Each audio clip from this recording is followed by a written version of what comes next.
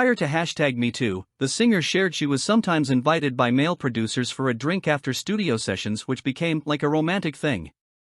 Ellie Goulding says #MeToo has transformed her music-making experience and that of younger artists.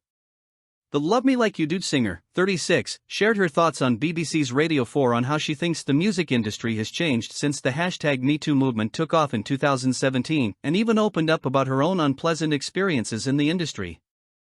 "I definitely think the landscape has changed a bit, especially since the Me Too movement," Goulding said.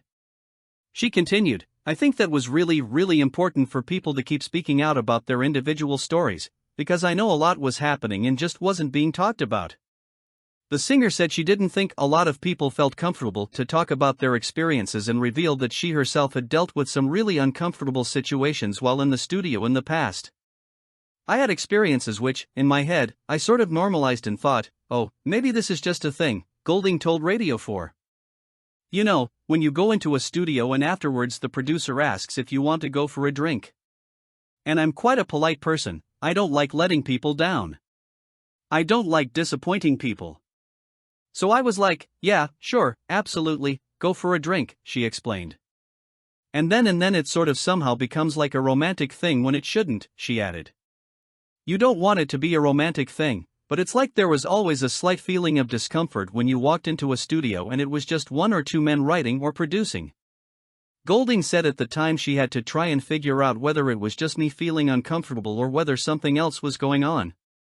It wasn't until the #MeToo movement gathered steam across the entertainment industry in 2017 after numerous sexual assault allegations were levied at Harvey Weinstein, who was later found guilty, that she realized she wasn't the only one.